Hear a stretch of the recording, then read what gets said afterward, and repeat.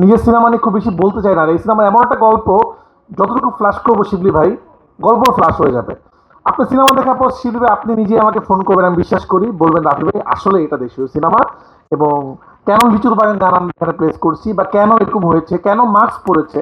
আরেকটা কথা আপনাদেরকে বলবো, আপনাদের মাধ্যমে অডিয়েন্সকে বলবো, বাংলা সিনেমাকে আমরা একটা জায়গায়, একসময় বাংলা সিনেমা আমরা শুনতাম সিনেপ্লেক্সে চলে না, সিনেপ্লেক্সে ইংলিশ সিনেমা চলে, বাংলা সিনেমা এখনকার অডিয়েন্স দেখে না, কমার্শিয়াল সিনেমা শুধুমাত্র একটা শ্রেণীর মানুষ দেখে, আপার ক্লাস দেখে না। আজকে আমরা এসকেএস এ টিকিট পাওয়া যায় না, সিনেপ্লেক্সে টিকিট পাওয়া যায় না, ঢাকার বাইরে ঢাকার ভিতরে সবাই বাংলা সিনেমা দেখছে।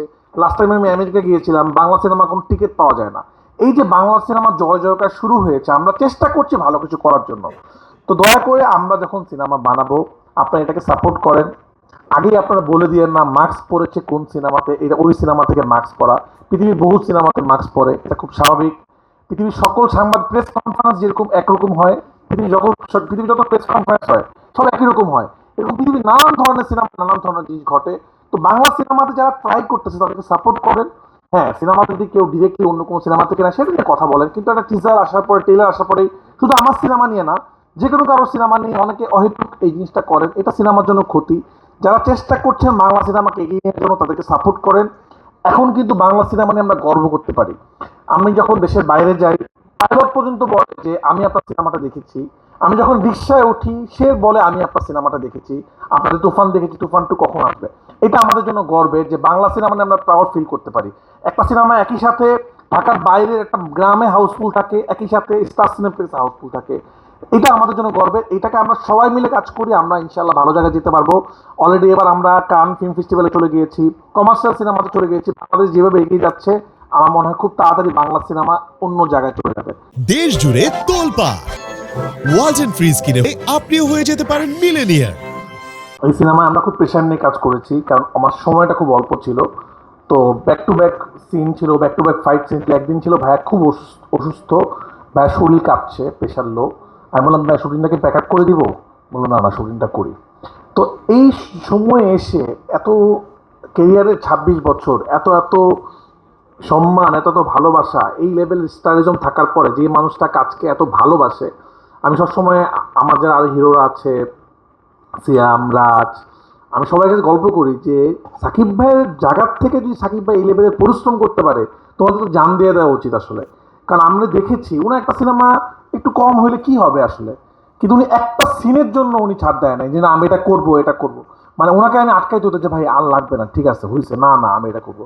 রাত হয়ে গেছে। এবং আমি জানি না, আমি যখন সাকিব ভাইয়ের সাথে কাজ করি নাই, আমি অনেকে শুনছি যে ভাইয়া কি সেটে আসবে বা সেটে আসে, কখন আসবে। আমি কোনোদিনও আজ পর্যন্ত যে শুটিং করলাম ২টা সিনেমা, মানে এমনও দিন আছে আমার আগে ভাইয়া চলে আসছে সেটে। একজন কেউ বলতে পারবে না যে একদিন ভাইয়া ৫ মিনিট পর সেটে আসছে। একটা এত বড় দিন স্টার, যে টাইমিং এর বিষয়ে যে কতটা প্রফেশনাল এবং সবকিছু নিয়ে। এবং এমন অনেক সিন আছে যে আমি তো ভাইয়াকে স্ক্রিপ্ট দিই নাই, আমি ইনস্ট্যান্ট বলতেছি ভাই আপনাকে এটা করতে হবে। উনি কোনদিন আপনারা সবচেয়ে বড় যে হিট যে জিনিসটা আছে, যে ড্যান্স যে ব্যাপারটা আপনারা দেখেছেন একটা সিনেমাতে, সবাই এটা পছন্দ করেছেন। তো প্রথম দিন ভাইয়া শুটিংয়ে আসলো, আমি বললাম ভাইয়া আপনারা কাজ করেন, আপনি একটু নাচেন, নেচে নেচে মানুষকে মানে। উনি আমাকে প্রশ্ন যদি করতো, আমার কাছে কিন্তু উত্তর ছিল না তখনও, আমি কেন নাচতে বলতেছি। আমার মনে হয়েছে যে এই ক্যারেক্টারটা একটু এরকম করুক। কিন্তু পরবর্তীতে ভাইয়া যখন বললো ঠিক আছে আমি এটা করতেছি, এই যে একটা ডিরেক্টরকে বিশ্বাস করা, এবং যখন উনি এটা ঘটাইলো, উনি তো সাকিব খান, উনি যখন নাচতেছে এটা ওইরকম ওরাই মনে হচ্ছে, এটা আমরা নাচলে এটা হবে না, হাস্যকর লাগবে। উনি একটা এমনভাবে জিনিসটা করলো, এই জিনিসটা ম্যাজিক হয়ে গেল। এবং যারা এডিট করতে সিনেমা, তারা বললো এটা কেমনে সম্ভব, এই সিনেমার একটা ম্যাজিকটাই হলো যে ড্যান্স। তো এই যে একটা আর্টিস্ট যে প্রতি মুহূর্তে নিজেকে চেঞ্জ করে ফেলতে পারে। এবং আফজল ভাই একটা কথা বললো, এই সিনেমাতে আপনারা দেখবেন সাকিব ভাই কিভাবে নিজেকে অভিনয় করেছেন। এই আমি জানি না, আমার যদি এটা বেস্ট সিনেমা হয়ে থাকে, আমারও মনে হয় সাকিব ভাইয়ের জীবনের, অভিনয়ের জীবনের বেস্ট সিনেমা হলো যে তাণ্ডব, আমার মনে হয়।